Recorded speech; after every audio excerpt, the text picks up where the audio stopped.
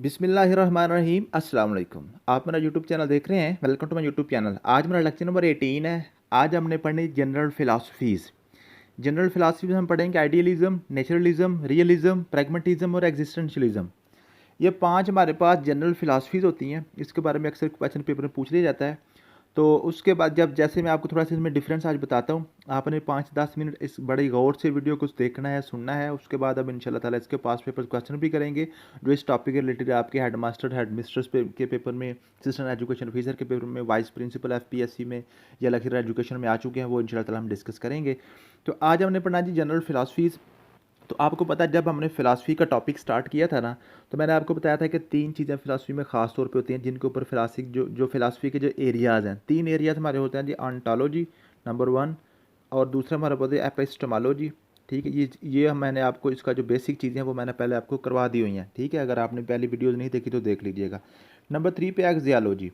ठीक है जी, एक्सियोलॉजी। आज हमने पढ़ा जी ऑन्टोलॉजी।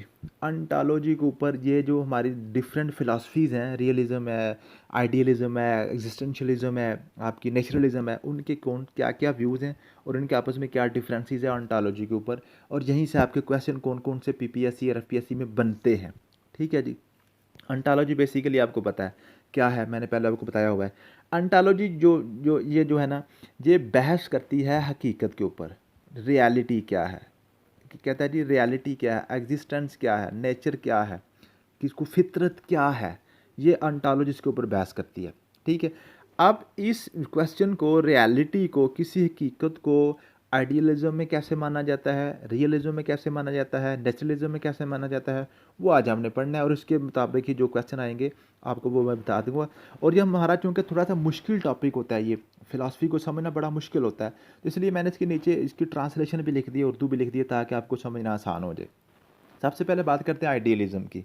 आइडियलिज़म में क्या कहता है जी? आइडियलिज़म क्या कहता है कि हकीकत क्या है? आइडियलिज़म कहता है जो इंसान के दिमाग में है ना, जो इंसान के दिमाग में चीज़ है, वो हकीकत है।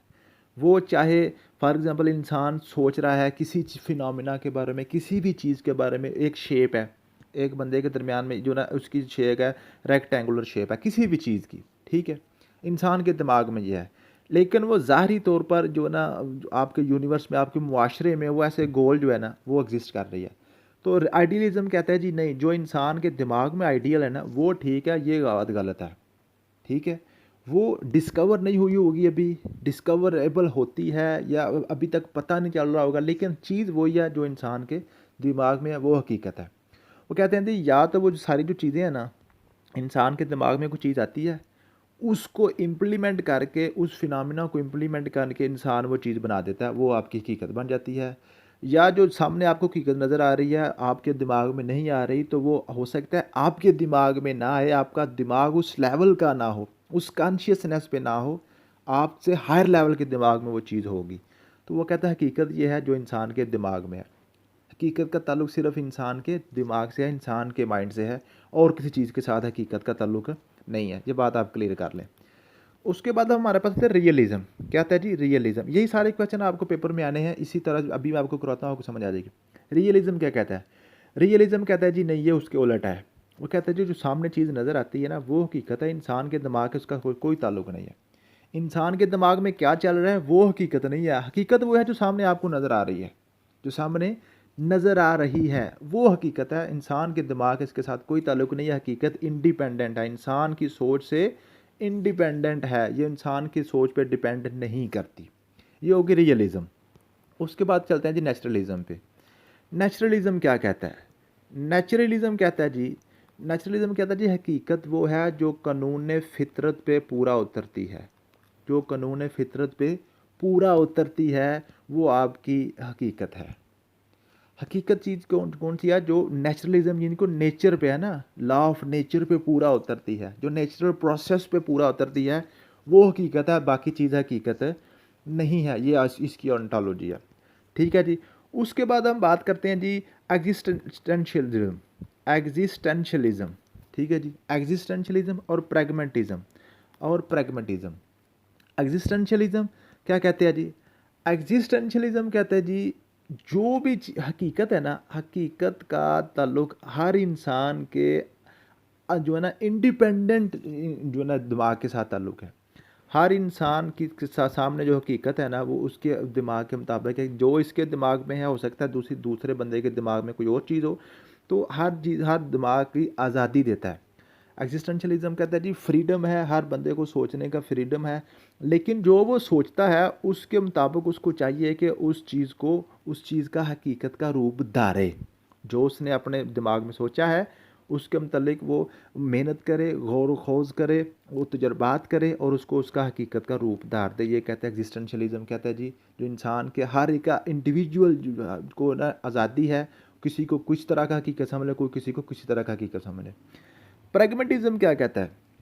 प्रैग्मेटिज्म कहता है जी नहीं, ऐसा नहीं है। प्रैग्मेटिज्म कहता है जी जो भी चीज़ साइंटिफिकली अप्रूव्ड होती है। नेचुरलिज्म और प्रैग्मेटिज्म तकरीबन करीब करीब ही हैं, क्योंकि कानून फितरत भी साइंटिफिक कानून ही है ना, नेचुरल लॉ जो है। प्रैग्मेटिज्म कहता है जी जो चीज़ साइंटिफिकली आउटकम्स को, जो भी आपके आउटकम्स हैं उसको जो फुलफिल करती है वो हकीकत है, बाकी कुछ भी हकीकत नहीं है। जिसको आप साइंटिफिकली आप प्रैक्टिकल अप्रोच से साबित कर सकें वो हकीकत है, बाकी चीज़ हकीकत नहीं है। ये मैंने चीज़ें आपको थोड़ी सी मोटी मोटी समझाई हैं। अगर आपको समझ आई है तो इंशाल्लाह ताला जब आप ये पैरा पढ़ेंगे ना, जो मैंने आपके पास इंग्लिश उर्दू दोनों में लिखी हुई हैं, आपकी मज़ीद चीज़ें क्लियर हो जाएंगी। ठीक है, अब चलते हैं अपने पास पेपर क्वेश्चन की तरफ जो हमारे इस टॉपिक से आ चुके हैं। पहला क्वेश्चन है जी, which philosophical emphasis the primacy of mind और कॉन्शियस इन शेपिंग रियलिटी। वो कहता है जी कौन सी फिलासफी है जो रियलिटी की शेप में माइंड को, जो इंसान का दिमाग है उसको प्राइमेसी देता है, उसको फोकियत देता है। रियलिज्म है, नेचुरलिज्म है, आइडियलिज्म है या प्रैग्मेटिज्म है? तो आपको अगर आपने अच्छे तरीके से गौर से सुनी है मेरी बात, लेक्चर सुना है, तो आपको पता चल गया होगा इसका आंसर है आइडियलिज्म। क्वेश्चन नंबर 2 है, according to idealism what is the relationship between external world and the mind. कहता है जी आइडियलिज्म क्या कहता है जी, जो एक्सटर्नल वर्ल्ड है और जो माइंड, इसका आपस में क्या ताल्लुक है। जो मैंने अभी आपको पढ़ाया था, को आइडियलिज्म वाले कहते हैं जो भी एक्सटर्नल वर्ल्ड है ना, जो बाहर आपको नज़र आ रही है, वो चीज़ें सारी इंसान की तख्लीक करता है। जो इंसान के दिमाग में जो चीज़ आई उसने उस पर वर्क शुरू किया और वो उसने बना दी। External world exist independently of mind. क्या वो कहता है इंडिपेंडेंटली? इंडिपेंडेंटली तो मैंने रियलिज्म कहता है। उसके बाद जी the external world is created by the mind. ये इसका आंसर करेक्ट होगा बी वाला। ठीक है जी, आइडियलिज्म यही कहता है जो एक्सटर्नल वर्ल्ड है और इंसान के दिमाग ने ही क्रिएट किया हुआ है। क्वेश्चन नंबर 3 है जी, which form of idealism asserts that reality is entirely mental and exists only within individual minds।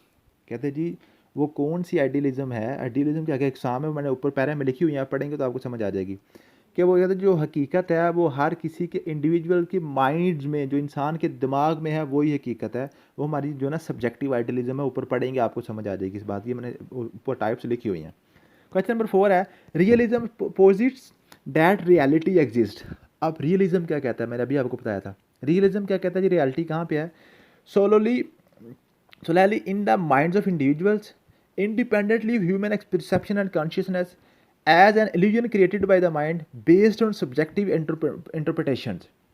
अब रियलिज्म आपको अगर याद हो तो मैंने आपको बताया था, रियलिज्म कहता है जो हकीकत है वो इंडिपेंडेंट है, उसका दिमाग के साथ कोई ताल्लुक नहीं है। इसका भी आंसर बी करेक्ट होगा।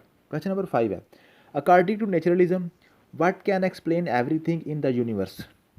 नेचुरलिज्म क्या कहता है जी, कोई भी चीज़ जो यूनिवर्स में है उसको कौन एक्सप्लेन कर सकता है? तो मैंने आपको बताया था नेचुरलिज्म कहता है जो कानून फितरत पे पूरा उतरती है ना, वो आपकी हकीकत है। तो divine intervention, metaphysical entities, natural laws and process. Natural laws and process naturalism कहता है जो कानून फितरत पे पूरा उतरती है वो हकीकत है। क्वेश्चन नंबर 6 है जी, existentialism focus on which aspects of human existence. अब मैंने आपको बताया था कि जो एग्जिस्टेंशियलिज्म है वो हर किसी को आज़ादी देता है, फ्रीडम देता है, हर इंडिविजुअल माइंड को फ्रीडम देता है हकीकत को पहचानने के लिए। तो इसका जो करेक्ट आंसर क्या होगा जी?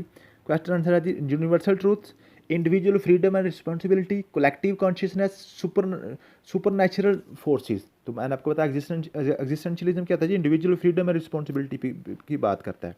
क्वेश्चन नंबर 7 है, pragmatism involves concept and ideas based on. Pragmatism किसके, कौन से आइडियाज़ को बेस करता है? Aesthetical appeal, their adherence and traditional beliefs, their practical consequences and usefulness, their alignment with metaphysical principles। तो प्रैग्मेटिज्म क्या है? मैंने आपको अभी बताया था कि प्रैग्मेटिज्म है क्या। प्रैग्मेटिज्म में आपको बताया था कि ये आपकी जो यूनिवर्सल ट्रूथ है ना, जो आपके प्रैक्टिकल अप्रोच है उसके ऊपर ये बेस करता है, मैंने आपको अभी बताया था, ठीक है। तो ये आपका क्या है जी, प्रैक्टिकल प्रॉब्लम सॉल्विंग और एक्सपीरियंस के ऊपर बेस करेगा pragmatism. Which ontology asserts that reality is essentially mental और स्पिरिचुअल इन नेचर। कौन सी एंटालॉजी है जो कहती है जो रियलिटी है वो मेंटल है और दिमाग में है और स्पिरिचुअल है, आपकी रूहानी है, तो आपको पता है ये आपकी आइडियलिज्म है, ठीक है जी। उसका जो आंसर सी है का करेक्ट होगा। क्वेश्चन नंबर 10 है, what does objective idealism propose about the external world.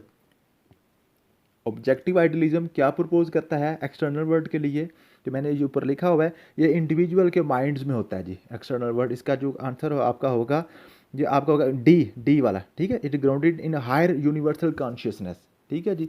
उसके बाद क्वेश्चन नंबर 11 है, which ontology suggests that everything in the universe can be explained by natural laws and process। natural law और naturalism आपको समझ आ गई।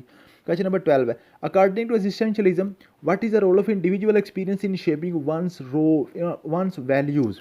Existentialism का जो हर बंदे के जो जो ना जो इसके इंडिविजुअल एक्सपीरियंसेस हैं, जो हर बंदे के इनफरादी जो अपने अपने एक्सपीरियंस है, उसका क्या रोल है।